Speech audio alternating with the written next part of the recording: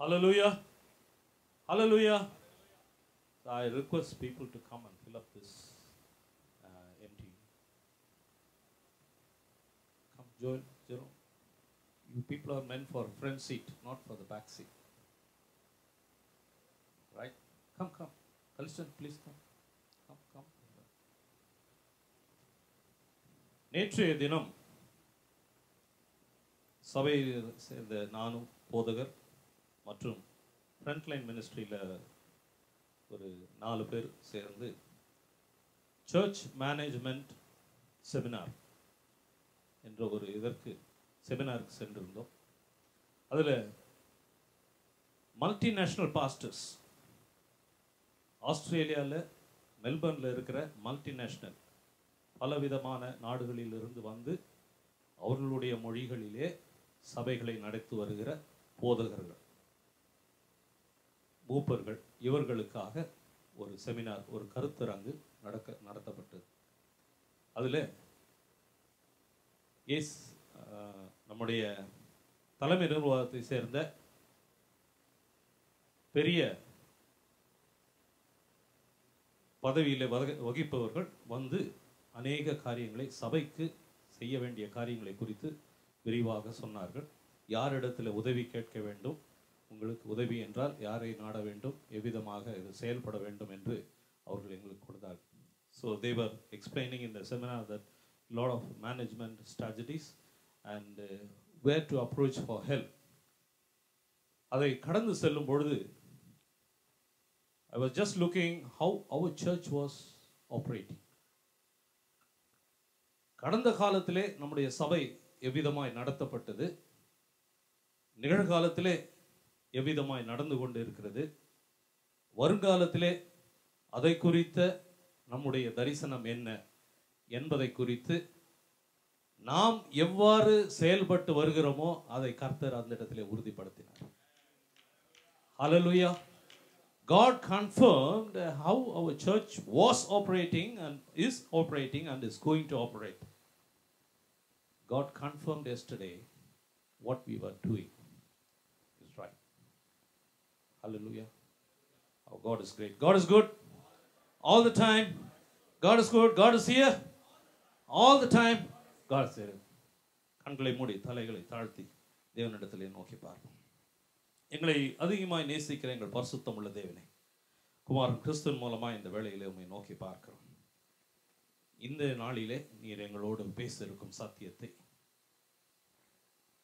நாங்கள் கேட்கும்படி, அதற்கு கீழ்ப்படியும்படி எங்களை அர்ப்பணிக்கிறோம் ஐயா.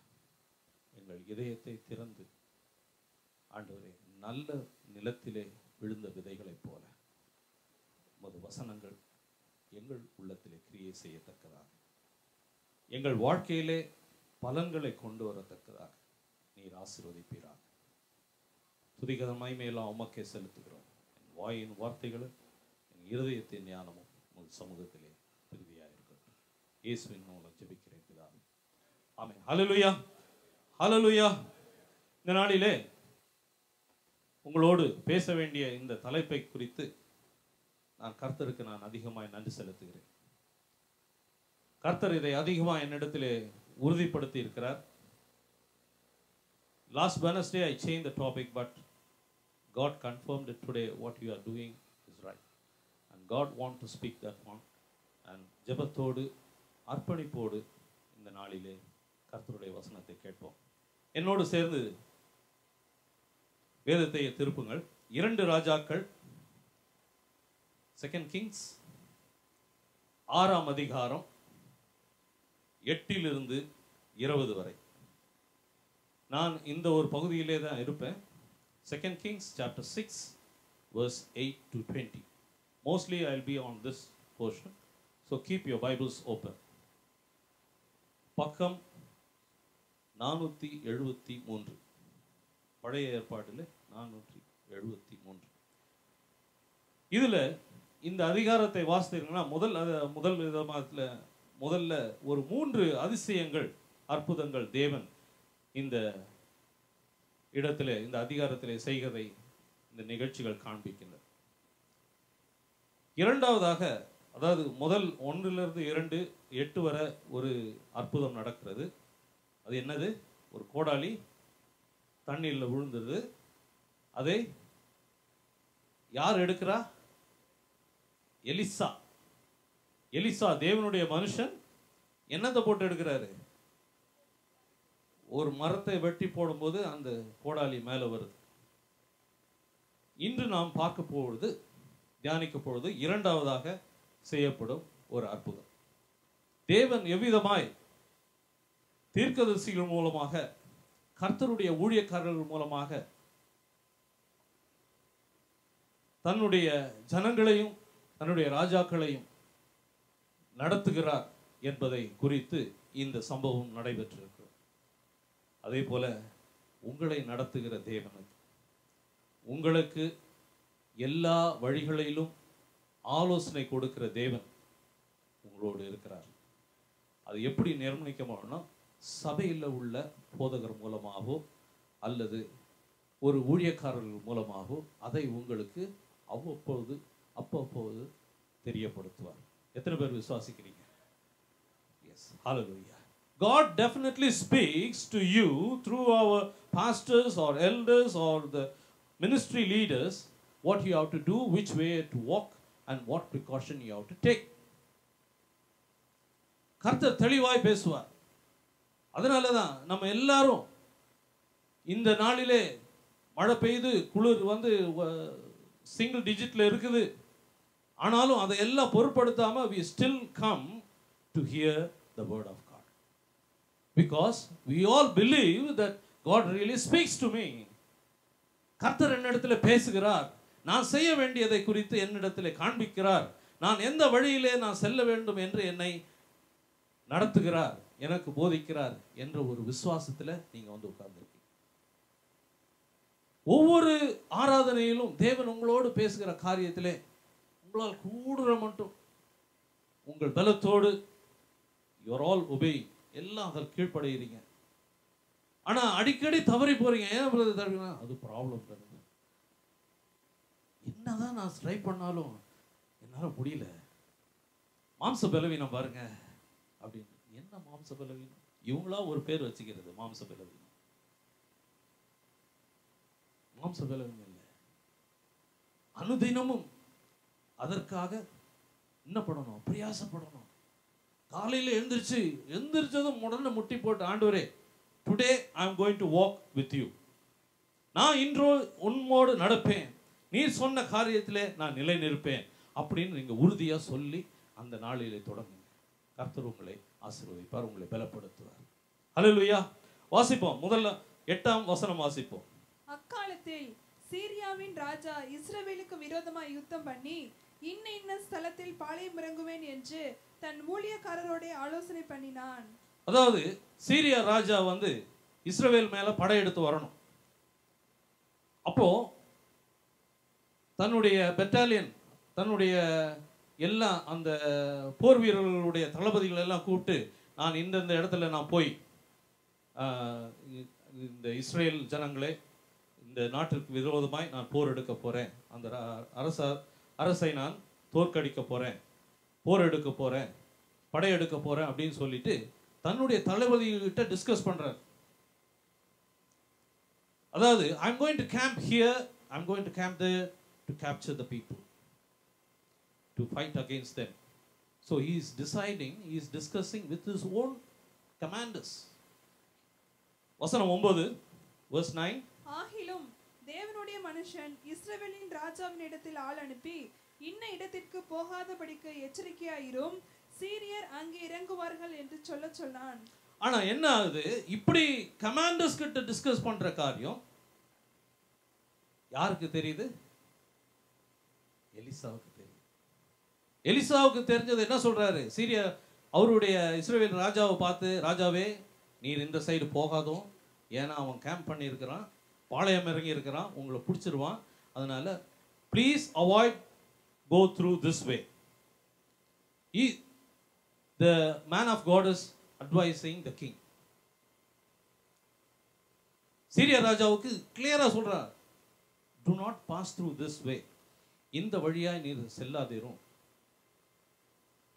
சீரியா ராஜா உங்களை பிடிக்கிறதுக்கு வெயிட் பண்ணிட்டு இருக்கான். வசனம் 10. அப்பொழுது இஸ்ரவேலின் ராஜா தேவனுடைய மனுஷன் தன்னை எச்சரித்து தனக்கு குறித்து சொன்ன ஸ்தலத்திற்கு மனுஷரை அனுப்பி பார்த்து எச்சரிக்கையாய் இருந்து இப்படி அநேக தரம் தன்னை காத்து கொண்டான். Hallelujah. It's very clear. So when he is cautioning the king, he avoids going through that way.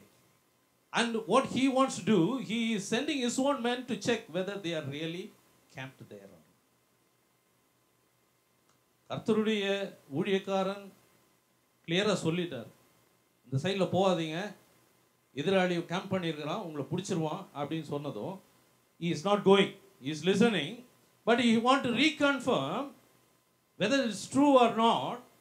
So he is sending, அவருடைய அரசாங்கத்திலேருந்து ஒரு ஆள் அனுப்பி போய் பார்ப்பாங்க, ரியலாக கேம்ப் பண்ணியிருக்காங்களா இல்லையான்னு பாரு. வந்து சொல்கிறாங்க, அநேக தரம் எச்சரித்து தன்னை காத்து போய் ஆள் அனுப்பி பார்த்துட்டு ரியலாக இருக்காங்க, போகாதீங்க அப்படி. போதகர் சொன்னாலும் சில டைம் என்னது, எதுக்கும் ஒரு டபுள் செக் பண்ணிக்கலாமே, அவர் சொல்றது கரெக்டா இல்லையா, செய்யறோமா இல்லையா. நிறைய பேர் we have to believe what a man of God says. Sometimes this is a human nature, மனித சுவாபம். ஏன்னா அந்த விசுவாசத்தில் உறுதிப்படணும்னா we have to do certain things like that. ஒரு 2-3 நாட்கள் 2-3 நிகழ்ச்சியில் இந்த மாதிரி நம்ம செய்வது, it's okay, it is there, it's a human being, what to do. அடுத்தது வாசிப்போம் 11ஆம் வசனம், verse 11. இந்த காரியத்தின் நிமித்தம் சீரியா ராஜாவின் இருதயம் குழம்பி அவன் தன் ஊழியக்காரரை அழைத்து, நம்முடையவர்களில் இஸ்ரவேலின் ராஜாவுக்கு உளவா இருக்கிறவர் யார் என்று நீங்கள் எனக்கு அறிவிக்க மாட்டீர்களா என்று கேட்டான். என்ன நடக்குது, நான் எப்பெல்லாம் கேம்ப் பண்றேனோ அந்த டைம் எல்லாம் he is not coming, அந்த வழியா வர்றது இல்லையே. அப்போ அந்த ராஜாவுக்கு ஒரு டவுட் வருது, சந்தேகம் வருது, நான் இங்க டிஸ்கஸ் பண்றதை யாரோ போய் அங்க சொல்லிடுறாங்க. Somebody is there as a spy who's telling the thing what I'm discussing here, so the king is always escaping from my camp. நான் இங்க உங்களோடு விவாதிக்கிற காரியம், திட்டமிடுகிற காரியம் அந்த ராஜாவுக்கு எப்படி தெரியும்? நம்ம மத்தியில யாரோ ஒரு ஒற்றர் இருக்காங்க, அது போய் சொல்லிடுறாங்க. பாருங்க, கர்த்தர் ஒரு ஊழியக்காரன் மூலமா ஒரு செய்கிற காரியத்தை சொல்றாரு, ஆனா மற்றவங்களுக்கு எப்படி தெரியுது? அது வேற விதமா தெரியுது. இவ்விதமாக சந்தேகப்பட்டு இந்த நாட்களிலே ஊழியக்காரர் சொல்லுகிற காரியத்தை செய்து அதை காண்கிற மற்றவர்களுக்கு, உங்களுக்கு இல்லை, மற்றவர்களுக்கு எப்படி தெரியுது? யாரோ நீங்க போய் சொன்னதுனால தான் போதகருக்கு தெரியுது, இல்லைன்னா தெரியல. So what happens? அதனால அவங்களுடைய உறவுகள் கெடுது, unnecessary loose talk, right? வேண்டாத வார்த்தைகள், நீ தான் போய் சொல்லியிருப்ப, எனக்கு தெரியாம நீயே சொல்லிட்ட அப்படின்னு சொல்லிட்டு இந்த உறவுகள் இல்லை பிரச்சனை, நண்பர்கள் மத்தியிலே ஒரு மனஸ்தாபம். But they don't know that this was revealed by God through the man of God. So whenever God speaks, He will speak clearly through His own people. So always believe. And if you have a doubt, ask God. உங்களுக்கு சந்தேகம் இருந்தா அன்று முட்டி போட்டு, ஆண்டவரே முழங்கால் படிட்டு தேவனை நோக்கி பாருங்க, ஆண்டவரே நான் விதமாய் செய்ய வேணுமா செய்யக்கூடாதா? Then God will really reveal you what you have to do. What He has told is right. What He has advised to you right. The word what you gave to you is right. அடுத்ததா 12வது வசனம். அப்பொழுது அவன் ஊழியக்காரரில் ஒருவன், அப்படி இல்லை, என் ஆண்டவனாகிய ராஜாவே, நீர் உம்முடைய பள்ளி அறையில் பேசுகிற வார்த்தைகளையும் இஸ்ரவேலில் இருக்கிற தீர்க்கதரிசியாகிய எலிசா இஸ்ரவேலின் ராஜாவுக்கு அறிவிப்பான் என்றான். அப்படி இல்லை ராஜாவே, எலிசா ஊழியக்காரன் இருக்கான், நீங்க பெட்ரூம்ல என்ன பேசுறீங்களோ அது அவங்களுக்கு தெரியும். சகோதரன் சகோதரி, நம்ம எல்லாம் யாரும் பேச மாட்டோம். I'll tell you, if somebody talks about our church or pastor or our ministry, something wrong about us which is not true, that will come to our knowledge, pastor's knowledge. இதை யாரும் சொல்லணும் தேவையில்லை, தேவனே அவர்களுக்கு வெளிப்படுத்துவார்.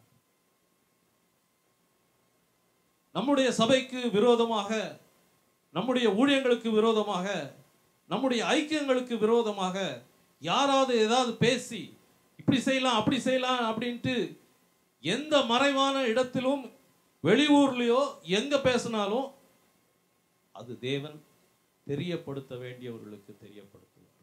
அல்லேலூயா. So what we have to do, please avoid and advise others also, avoid talking about against God. கர்த்தருக்கு விரோதமாக, கர்த்தருடைய செயல்களுக்கு விரோதமாக பேசுகிறதை நீங்களும் அனுமதிக்காதீங்க, மற்றவங்க பேசுறதையும் அனுமதிக்காதீங்க.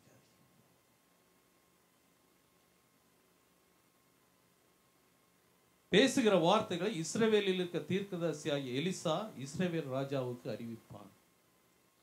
Man of God will reveal you those things to the king. அடுத்த வசனம்.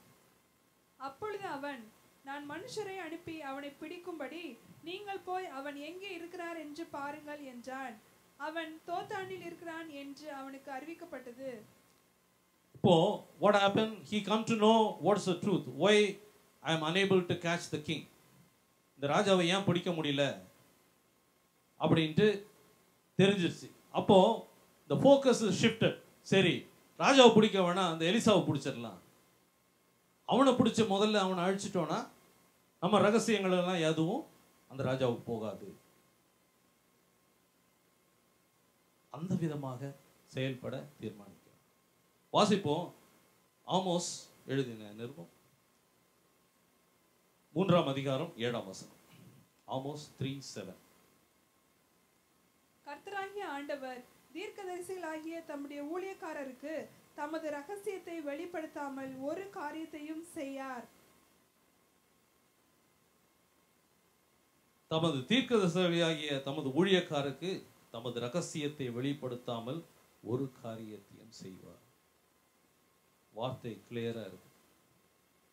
தேவன் என்ன செய்யணுமோ, சபைக்கு என்ன செய்யணும், குடும்பத்திற்கு என்ன செய்யணும், தனிப்பட்ட மனிதர்களுக்கு என்ன செய்ய வேண்டும் என்று அவர் தீர்மானித்திருக்காரோ உங்களுக்கு வெளிப்படுத்துவார். அதை கர்த்தருடைய ஊழியக்காரர்கள் மூலமாகவும் வெளிப்படுத்துவார். செய்ய போகிற காரியத்தை, ரகசியத்தை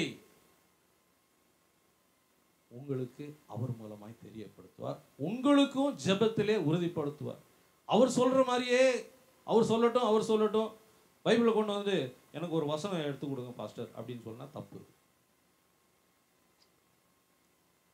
இந்த காரியம் நல்லா நடக்குமா, நீங்க இப்போ கொஞ்சம் ஜெபம் பண்ணி சொல்லுங்க, எனக்காக பிரயாசப்பட்டு ஜெபம் பண்ணுங்க, கண்ணீர் விட்டு ஜெபம் பண்ணுங்க, உபவாசம். பாஸ்டருக்கு இல்லாத இது எல்லாம் சொல்லு.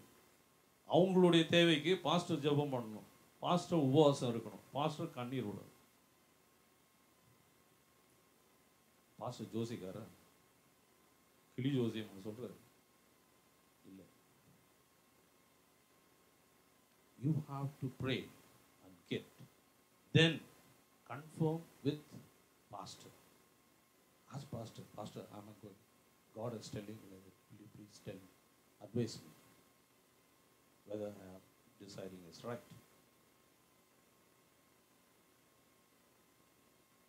போதகர்களும் ஒரு மனிதர்கள். எப்படி போதகர்கள் ஒரு மனிதர்களை உபயோகப்படுத்துகிறாரோ அதே மாதிரி உங்களை என்னையும் உபயோகப்படுத்துவார் நிச்சயமாக. How God use pastors and other ministry leaders, the same way God will use you and your everyone. There is no barrier that God will speak only to him or to other people. No, he will speak to everyone. ரகசியத்தை தெரியப்படுத்தாமல் செய்ய. So he will also will let him know what is going to happen, how you have to do. அடுத்ததாக வசனம் 14. அப்பொழுது அவன் அங்கே குதிரைகளையும் ரதங்களையும் பலத்த ராணுவத்தையும் அனுப்பினான். அவர்கள் ராக்காலத்தில் வந்து பட்டணத்தை வளைந்து கொண்டார்கள். So he decided to catch Elisha. எலிசாவை பிடிக்கிறதுக்கு ராஜாவை விட்டுட்டு எலிசாவை போய் பிடிச்சிடலாம். இவன் தானே எல்லா ரகசியத்தையும் சொல்லிட்டு இருக்கிறான். அதனால கண்டிப்பா எலிசாவை பிடிச்சிட்டு எலிசாவை அங்கிருந்து எடுத்துட்டோம்னா தெரியாது அப்படின்னு சொல்லிட்டு எலிசாவை பிடிக்கிறதுக்காக குதிரைகளையும் ரதங்களையும் எல்லாம் அந்த படைகளை எல்லாத்தையும் கொண்டு போய் எலிசாவை பிடிக்கிறதுக்காக கொண்டு போயிட்டு இருக்கிறான். அடுத்த வசனம் வாசிப்போம். 15வது வசனம். தேவனுடைய மனுஷனின் வேலைக்காரன் அதிகாலமே எழுந்து வெளியே புறப்படுகையில் இதோ ராணுவமும் குதிரைகளும் ரதங்களும் பட்டணத்தை சுற்றி கொண்டிருக்க கண்டான். அப்பொழுது வேலைக்காரன் அவனை நோக்கி, ஐயோ என் ஆண்டவனே, என்ன செய்வோம் என்றான். இப்போ அந்த சீரியா ராஜாவுடைய எல்லா படைகளும் எலிசாவுடைய வீட்டுக்கு முன்னால வந்து அவர் இருக்கிற ஸ்தலத்துக்கு முன்னால வந்து எல்லாம் பாளையம் இறங்கிட்டாங்க எலிசாவை பிடிக்கிறதுக்கு. இவங்க காலையில வீட்டில இருந்து வெளியே வந்து பார்க்கும்போது பார்த்தா ஃபுல் படைகள்லாம் நிற்குது.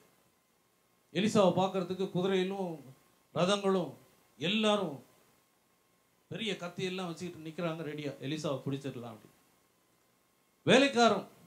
எலிசாவுடைய வேலைக்காரன் வெளியே வந்து பார்த்ததும் ஒரு பெரிய பெட்டாலியனே நிற்குது. பயந்து போயிட்டு, ஐயோ ஆண்டவரே என்ன செய்வோம், பாருங்க எல்லாம் வந்து முன்னாள் நிற்கிறாங்களே, எப்படி ஓடுவோம்? வீட்டை விட்டு இறங்கும் போது ஏதாவது ஒரு ப்ராப்ளம் வந்ததுன்னா, ஐயோ பாஸ்டர் இப்படி ஆயிருச்சு, இல்லைன்னா ஒரே ஒரு உடனே ஒரு பதட்டம், ஒரு பயம். இப்படி ஒரு சம்பவம் நடக்குதே, இப்படி ஒண்ணு நான் கேள்விப்பட்டனே, ஐயோ எனக்கு இப்படி ஆக போதே. எப்பவும் இந்த பயம் முதல்ல வரும். சகோதரன் சகோதரிகளே, துர்ச்செய்தியை கேட்பதினால் விசுவாசம் பதறா, பயப்படா. இந்த வேலைக்காரனுக்கு இவ்வளவு நாள் எலிசாவோட இருக்கிறான், கொஞ்சம் விசுவாசம் இருந்தா இந்த படையை பார்த்து பயந்துருப்பானா? இவ்வளவு அற்புதங்கள் எல்லாம் செய்யறாரு, தண்ணி உள்ள போன ஒரு இரும்பு மிதக்க பண்ற அளவுக்கு அற்புதம் செய்கிற தேவனுடைய மனுஷனாச்சே, இவர் பார்த்து கொள்வார், இவர்கிட்ட போய் மெதுவா சொல்லலாம். அப்படி எல்லாம் கிடையாது. ஐயோ ஆண்டவரே என்ன செய்வோம், எல்லாரும் முன்னால வந்துட்டாங்க, நாங்க செத்தோம் பொழைச்சோம் ஓடிடலாம். இங்க என்னெல்லாம் பேசினாரோ தெரியாது, அதெல்லாம் வேதத்துல போடல. This is what happens in our life. Immediately we stumble with the problems.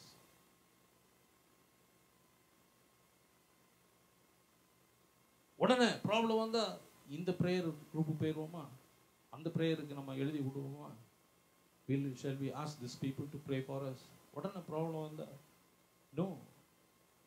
God has called you, He separated you, and He has lifted you, He washed your bloods, and He made you as His sons and daughters, and He will speak to you, and He will protect you.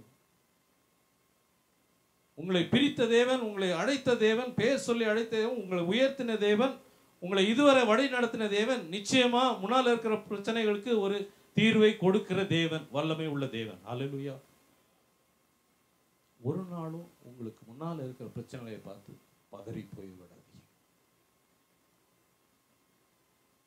அதுக்கு பதிலாக நான் என்ன செய்ய மாட்டேன் அப்படின்னு உங்களை தாழ்த்தி அர்ப்பணித்து கர்த்தருடைய பாதத்தில் காத்திருங்க. கர்த்தர் உங்களை வழி நடத்துவார். அல்லேலூயா. அடுத்த வசனம் வாசிப்போம். அதற்கு அவன், பயப்படாதே, அவர்களோடு இருக்கிறவர்களை பார்க்கிலும் நம்மோடு இருக்கிறவர்கள் அதிகம் என்றான். He said, don't worry about it. There are more on our side than on their side. Verse 16.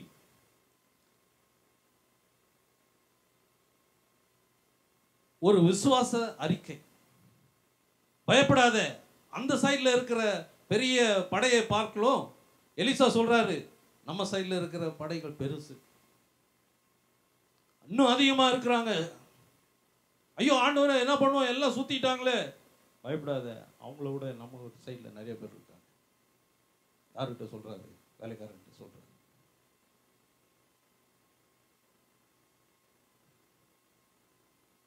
இந்த இடத்துல we'll go back to Matthew chapter 8 verse 24 to 26. மத்தேயு 8ஆம் அதிகாரம் 24 இருந்து 26. அப்பொழுது படவு அலைகளினால் மூடப்படத்தக்கதாய் கடலில் பெருங்காற்று உண்டாயிற்று. அவரோ நித்திரையாயிருந்தார். அப்பொழுது அவருடைய சீஷர்கள் வந்து அவரை எழுப்பி, ஆண்டவரே, எங்களை ரட்சியும், மடிந்து போகிறோம் என்றார்கள். அதற்கு அவர், அற்ப விசுவாசிகளே, ஏன் பயப்படுகிறீர்கள் என்று சொல்லி எழுந்து காற்றையும் கடலையும் அதட்டினார். உடனே மிகுந்த அமைதல் உண்டாயிற்று. இப்போ இதே ஒரு சிச்சுவேஷன். சீஷர்கள் இயேசுவோடு படகுல போயிட்டு இருக்காங்க. ஆண்டவராகிய இயேசு என்ன பண்றாரு? தூங்கிட்டு இருக்காரு. அப்போ என்ன, பெரிய அலைகள் வருது, காத்து அடிக்குது, புயல் வருது, படகு ஆடுது, படகுகள், அந்த படகு அமிழத்தக்கதான அலைகள் எழும்புகிறது. உடனே பார்த்து எல்லாம் பயந்துறாங்க. ஐயோ போதகரே, நாங்கள் அழிந்து போறது கவலை இல்லையா? தூக்குறது எழுப்புறாரு. ஆண்டவரே, எந்திரியும் எந்திரியும், நாங்கள்லாம் சாக போறோம், எங்களை எப்படியாவது காப்பாற்றும். உடனே ஆண்டவராய் இயேசு கிறிஸ்து எழுந்து காற்றையும் கடலையும் அதட்டி, சரிப்பா, நான் இப்போ திருப்பி தூங்க போறேன், நீங்க திருப்பி புயல் வந்ததுன்னா என்ன எழுப்புங்கன்னு சொன்னாரா? இல்ல. காற்றையும் கடலையும் அமர்த்தி விட்டு என்ன சொல்றாரு? அற்ப விசுவாசிகளே, oh you little faith. He's not telling, okay, next time you call me again. No. That means he expects us to do the miracle. He expects us to solve the problem. He expects us to bring a solution to that problem. விசுவாசத்தோடு அதை செய்யும் போது நிச்சயமா ஆண்டவராகிய இயேசு கிறிஸ்து நம்மளோடு இருக்கிறாரு, அதனால பயம் வேண்டாம், இதை நம்ம அதட்டுவோம் அப்படின்ட்டு கொஞ்சம் ஒரு இனிஷியேட்டிவ் எடுத்து செஞ்சிருந்தாங்கன்னா அவங்க எல்லாரும் பெரிய ஒரு அற்புதத்தை கண்டிருப்பாங்க. அல்லேலூயா. சகோதரன் சகோதரி, உங்களுடைய வாழ்க்கையில காலையிலே எந்திரிச்சது ஒரு பெரிய ப்ராப்ளம் வருதுன்னு வச்சுங்க, விசுவாச அறிக்கை செய்யுங்கள். Today that problem I will solve the problem. இந்த பிரச்சனையை ஆண்டவரே, நான் இன்றைக்கு ஒரு முடிவை கொடுப்பேன், இதற்கு ஒரு தீர்மானத்தை நான் எடுப்பேன், இந்த பிரச்சனையை நான் கடந்து வருவேன், இந்த சுகவீனத்தை நான் சுகப்படுத்துவேன் அப்படின்னு ஒரு விசுவாச அறிக்கை வரணும். ஐயோ ஆண்டவரே, கை விட்டுறாதையும் பதறி போய் வார்த்தைகளை கொட்டி விடாது. எல்லாருக்கும் ஒரு பெரிய விசுவாசம் இருக்கு. என்ன விசுவாசம்? கர்த்தர் என்னோடு இருக்கிறார். அப்படி இருக்கிறவங்க இல்லாதவங்க யாராவது இருக்கீங்களா? சரி, இயேசுவை இன்னும் அறியாதவர்கள் நான் சொல்றேன், கர்த்தரை விசுவாசி, இயேசுவை விசுவாசி, ஏற்றுக்கொள். அவர் உன்னோடு இருக்கும்போது ஒரு பிரச்சனையும் உனக்கு வராது. வந்தாலும் அதற்கு ஒரு பிரச்சனைக்கு ஒரு முடிவு நிச்சயமாய் உண்டு. You will have a solution.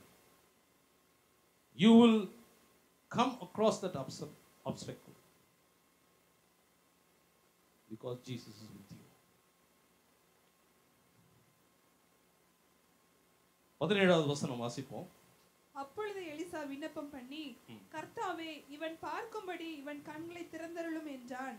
உடனே கர்த்தர் அந்த வேலைக்காரன் கண்களை திறந்தார். இதோ, எலிசாவை சுற்றிலும் அக்கினிமயமான குதிரைகளாலும் ரதங்களாலும் அந்த மலை நிறைந்திருக்கிறதை அவன் கண்டான். ஹல்லேலூயா. ஐயோ, அவ்வளவு பேர் நிக்கிறாங்களே, நம்ம என்ன செய்வோம் அப்படின்னு சொன்னார். எலிசா சொல்றாரு ஆண்டவர் இடத்துல, ஆண்டவரே, இந்த வேலைக்காரன் கண்ணை கொஞ்சம் திறந்து காமியும் பார்க்கட்டும். அப்போ ஆண்டவர் வேலைக்காரன் கண்ணை திறக்கிறார். கண்ணை திறந்ததும் எப்படி இருக்கு? அநேக எல்லாரும் நிக்கிறாங்க, எல்லாரும் நிக்கிறாங்க. இவ்வளவு பெரிய காரியம் பாருங்க. ஒரு சின்ன கிளிப் ஒன்று இருக்கு.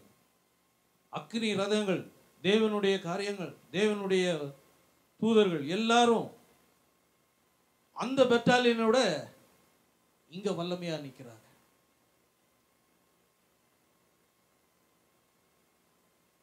எலிசாவுக்கு அந்த விசுவாசம் இருக்கு.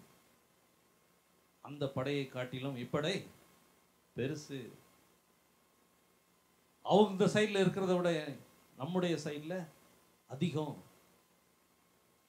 அவர்களை விட நம்மளிடத்தில் இருக்கிறவர்கள் அதிகம்.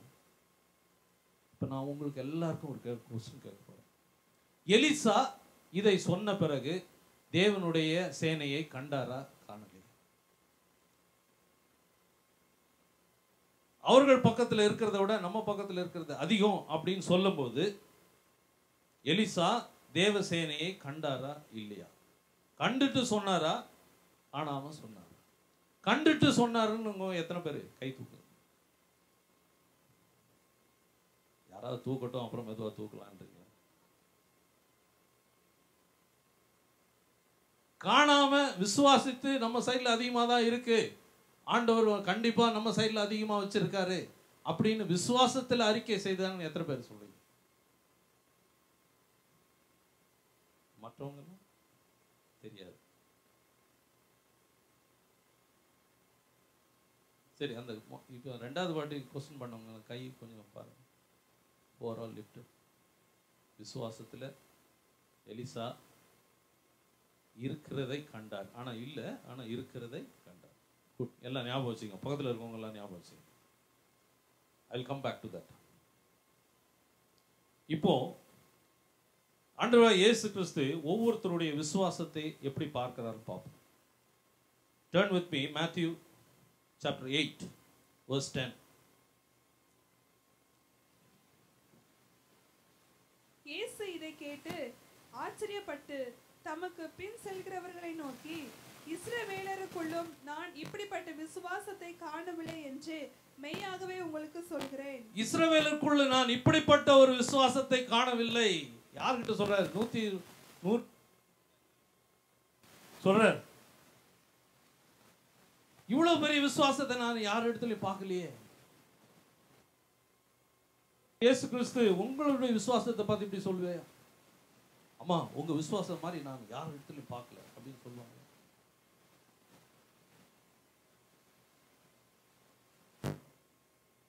அமிதமாக விசுவாசித்தான். 100க்கு அதிபதி, ஆண்டவரே நீர் ஒரு வார்த்தை சொல்லும், நீர் என் வீட்டுக்கு வர வேண்டாம். அங்கிருந்து from there you speak one single word, my servant will be healed.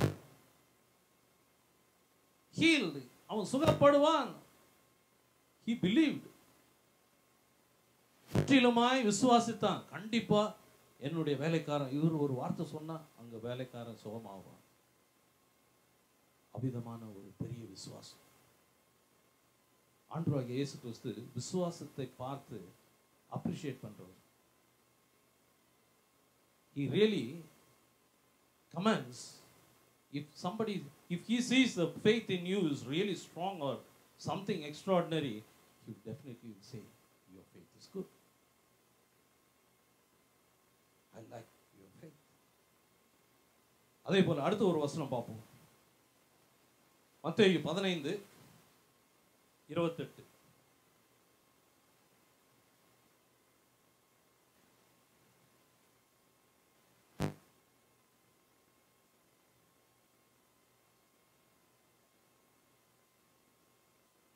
உன் விசுவாசம் பெரிது.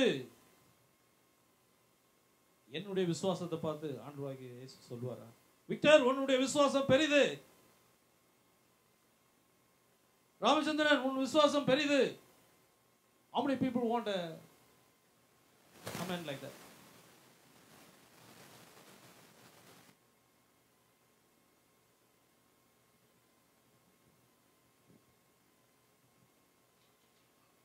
Comments when he sees that faith in you. உன்னுடைய விசுவாசத்தை பார்த்து அங்கீகரிக்கிற தேவன், அதை உறுதிப்படுத்துகிற தேவன், அதை குறித்து சந்தோஷப்படுகிற தேவன். நீ இவ்வளவு என் மேல விசுவாசம் வச்சிருக்கிறியா? உன் விசுவாசம் பெருசு. You have a great faith.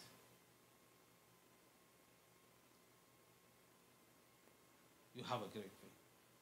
மத்தேயு 9:23.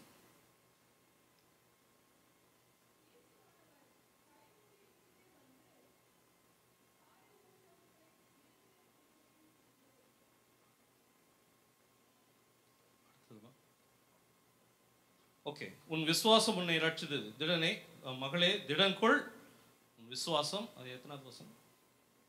25 verse 25. இயேசு திரும்பி அவளை பார்த்து, மகளே திடன்கொள், உன் விசுவாசம் உன்னை ரட்சித்தது என்றார். அந்நேரம் முதல் அந்த ஸ்திரீ சொஸ்தமானாள்.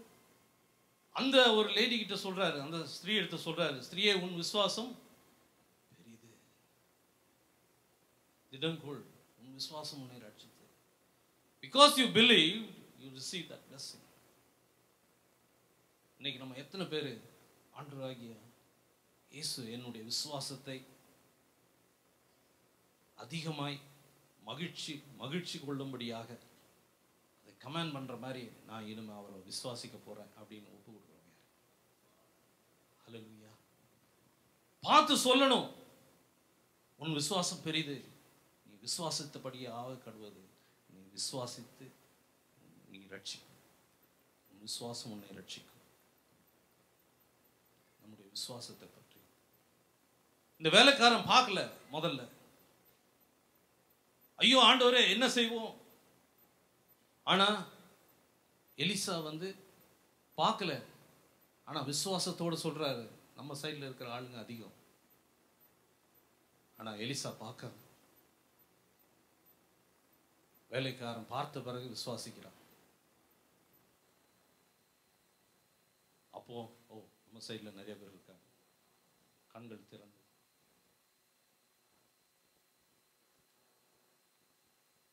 நாம் தரிசித்து நடவாமல் விசுவாசித்து நடக்கிறோம்.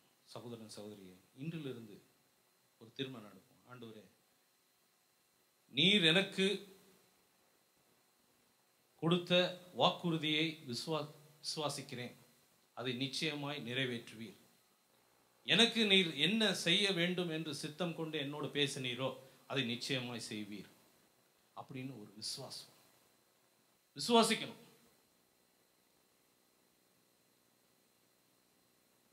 இதை பார்த்த பிறகு விசுவாசிக்கல. அவங்க எல்லாம் அந்த பெரிய பெட்டாலியனை பார்த்த பிறகு விசுவாசிக்கல. எலிசா பார்க்கறதுக்கு முன்னாலேயே நம் பக்கத்தில் இருக்கிறவங்க அதிகம், அந்த சேனையை முறியடிக்கும் இந்த சேனை நம்மளோடு இருக்கிறவர்கள் அதிகம். I'm just going to give a small demonstration.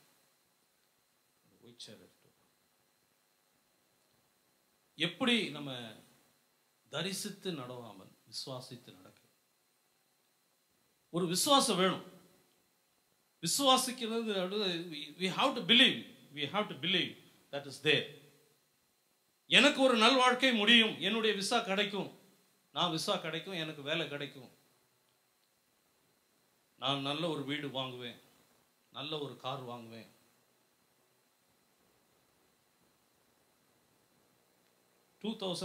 June I landed here. நான் 2004 November 1 தான் என்னுடைய காரை வாங்கினேன். அவ்வளோ நாள் லைசன்ஸ் எல்லாம் கன்வெர்ட் பண்ணிட்டேன். But I asked God, I want Camry station wagon. எனக்கு ஆண்டவரே Camry station wagon தான் வேணும். I'm driving only Camry station wagon. அந்த கார் தான் நான் வாங்க போறேன். ரோட்ல போகும்போதெல்லாம் இதுதான் என் கார். ஆனால் வெரி ஃபியூ தான், ஏன்னா that model was stopped afterwards. 2001 they stopped that manufacturing that kind of cars. Only few cars are on the road. அந்த மாதிரி கார் போகும்போது Camry ஸ்டேஷன் வாங்க போகலாம், there my car. இன்னும் வாங்கல. But I believe God will definitely give me, and I will be driving it, and I will be going to the church, and I will be taking my family. I was imagining, I was dreaming with all those things. Still I am driving the same thing now. Hallelujah. 2004 November I bought it. I'm still running it. I'm still running. நீங்க விசுவாசிக்கணும். ஆண்டவரே எனக்கு இப்படி ஒரு வேலை கிடைக்கணும், நான் இப்படி செய்வேன், I'm going to be like this. நான் இந்த சபையில் உறுதியாக இருப்பேன், நான் இந்த சபையில் இருக்கிற ஒரு ஊழியத்தில் ஒரு தலைவனாக இருப்பேன், அநேக ஜனங்களை நான் வழி நடத்துவேன். அப்படி ஒரு விசுவாசம் இருக்கணும். You have to believe. I'm just going to make a small demonstration on that. How you are going to just believe.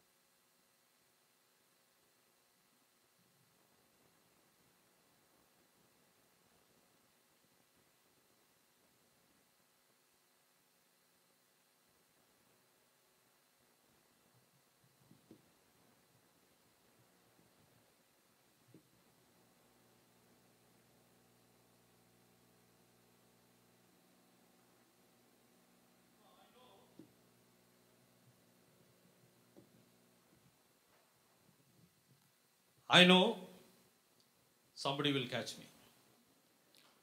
என் கண்ணை வந்து கட்டிட்டாங்க, ஆனால் எனக்கு தெரியாது யாராவது பிடிப்பாங்க. ஆனால் நிச்சயமாக இருக்கு, எனக்கு தெரியும் நான் விட மாட்டேன், என்னை யாராவது பிடிப்பாங்க அப்படி. Okay, I'm going to fall.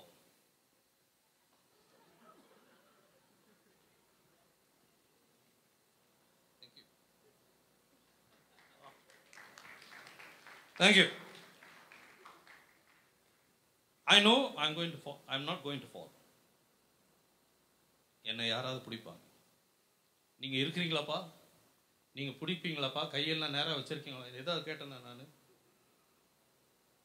I didn't ask. நான் யாரையும் கேட்கல.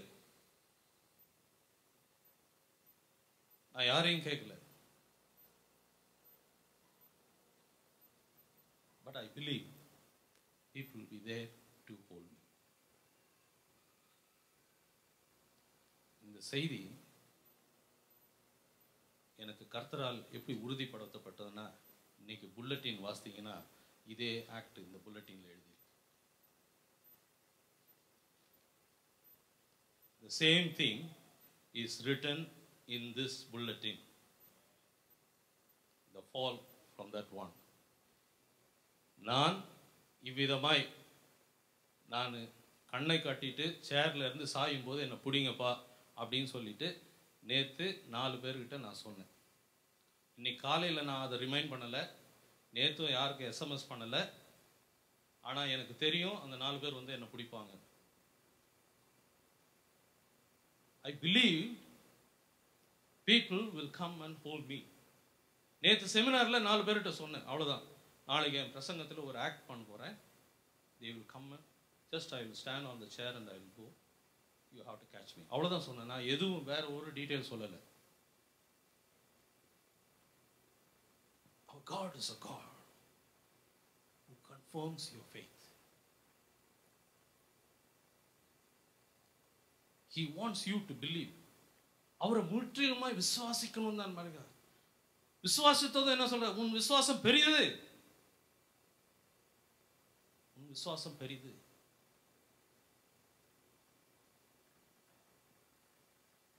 இப்போ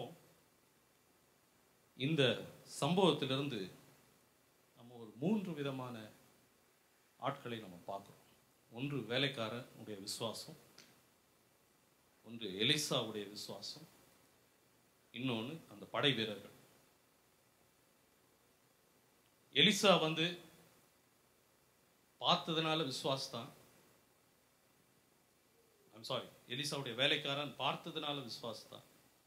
எலிசா பார்க்காததுக்கு முன்னாலே நம்ம பக்கத்தில் அதிகமாக இருக்கிறாங்க அப்படின்னு விசுவாசம். ஆப்போசிட்ல இருக்கிறவங்க விசுவாசமும் இல்லை, தரிசனம் இல்லை, ஒன்றும் இல்லை. கொஞ்ச நேரம் யோசிப்போம், நான் எந்த கூட்டத்தை சேர்ந்தேன்?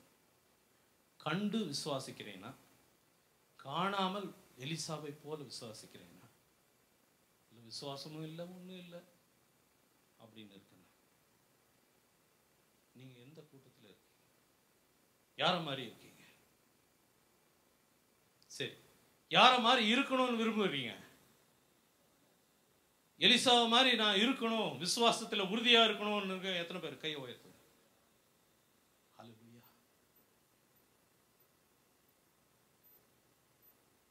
கர்த்தர் உங்களை ஆசீர்வதிப்பார். விசுவாசம் பெரிது. யோவான் எழுதின சுவிசேஷம் 3ஆம் அதிகாரம் 16, 17, 18.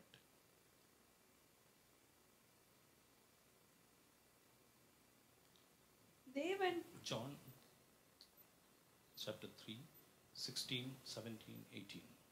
தேவன் தம்முடைய ஒரே பேரான குமாரனை விசுவாசிக்கிறவன் எவனோ அவன் கெட்டு போகாமல் நித்திய ஜீவனை அடையும்படிக்கு அவரை தந்தருளி இவ்வளவாய் உலகத்தில் அன்பு கூர்ந்தார். உலகத்தை ஆக்கினைக்குள்ளாக தீர்க்கும்படி தேவன் தம்முடைய குமாரனை உலகத்தில் அனுப்பாமல் அவராலே உலகம் ரட்சிக்கப்படுவதற்காகவே அவரை அனுப்பினார். அவரை விசுவாசிக்கிறவன் ஆக்கினைக்குள்ளாக தீர்க்கப்படான். விசுவாசியாதவனோ தேவனுடைய ஒரே பேரான குமாரனுடைய நாமத்தில் விசுவாசம் உள்ளவனாய் இராதபடியினால் அவன் ஆக்கினை தீர்க்கப்பட்டாயிற்று. அல்லேலூயா. தேவனுடைய ஒரே பேரான குமாரனை விசுவாசிக்கிறவன் எவனோ அவன் கெட்டு போகாமல். நீங்க கெட்டு போக மாட்டீங்க. when believe in Jesus. ஆண்டவரே, நீர் எனக்காய் இதை செய்வீர். நான் இந்த உலகத்து காரியத்தில் நான் ஈடுபட்டு நான் என் ஜீவனையும் என் வாழ்க்கையும் நான் கெடுத்து போட மாட்டேன், உண்மை நான் விசுவாசிக்கிறேன் அப்படின்னா கெட்டு போக மாட்டீங்க. you will be never perished. ஆண்டவராகிய இயேசு கிறிஸ்து நம்ம உலகத்துக்கு வந்தது நம்மளை கண்டம் பண்றதுக்கு இல்லை, டு சேவ், நம்மளை ரட்சிப்பதற்கு.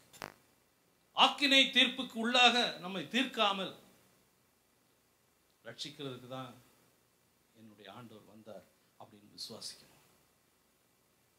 நான் இப்படியே ஏழ்மையிலே எல்லாராலும் ஒதுக்கப்பட்டு எல்லாராலும் வெறுக்கப்பட்டு ஒன்றும் இல்லாம இப்படியே நான் இருக்க மாட்டேன். என் ஆண்டவராகிய இயேசு என்னை உயிர்ப்பிப்பார், என்னை உயர்த்துவார், என்னை வழி நடத்துவார், என்னை ஆசீர்வதிப்பார், நான் மற்றவர்களுக்கு ஆசீர்வாதமா இருப்பேன் அப்படின்னு நீங்க விசுவாசிக்கிறோம். ஐ பிலீவ், நான் விசுவாசிக்கிறேன் ஆண்டவரே, நான் ஆசீர்வாதமா இருப்பேன், மற்றவங்களுக்கு நான் ஆசீர்வாதமா இருப்பேன். You will be a blessing channel. 18வது வசனம், அவரை விசுவாசிக்கிறவன் ஆக்கினைக்குள்ளாக தீர்க்கப்படான், விசுவாசியாதவனோ ஆக்கினைக்குள்ளாக தீர்க்கப்பட்டு ஆயிற்று. நீங்க பாவம் செய்யறதுனால இனிமே நரகத்துக்குள்ள தள்ள மாட்டீங்க. இயேசு கிறிஸ்துவை விசுவாசிக்காதனால தான் you will be condemned. ஏன்னா பாவத்துக்கு ஒரு பரிகாரம் கொடுக்கப்பட்டிருக்கு. இயேசு கிறிஸ்துவை விசுவாசிக்க, அப்போ உங்க பாவங்கள் எல்லாம் முற்றிலும் அவரை முற்றிலுமாய் நீக்கி உங்களை சுத்திகரித்து உங்களை உயர்த்துவார். ஐயோ நான் பாவம் பண்ணிட்டேனே அதனால நான் நரகத்துக்கு போயிடுவேனே அப்படின்னு நினைக்க கூடாது. இயேசு கிறிஸ்துவை நான் மறுதலித்து விட்டனே, இயேசு கிறிஸ்துவை ஏற்றுக்கொள்ளலையே, அவரை நான் விசுவாசிக்கலையே அப்படின்னு இருந்தா, அந்த ஒரு ஸ்டேஜ் இருந்ததுன்னா then we will be going down. நம்ம எல்லாரும் எழுந்திருப்போமா? Just want to hand over to pastor. ஆண்டவரே, ஒரே ஒரு கடைசியா, நீ விசுவாசித்தால் தேவனுடைய மகிமையை காண்பாய். கண்களை மூடுவோம். யோவான் எழுதின சுவிசேஷம் 11ஆம் அதிகாரம் 40ஆம் வசனம், நீ விசுவாசித்தால் தேவனுடைய மகிமையை காண. If you believe, you would see the glory of God.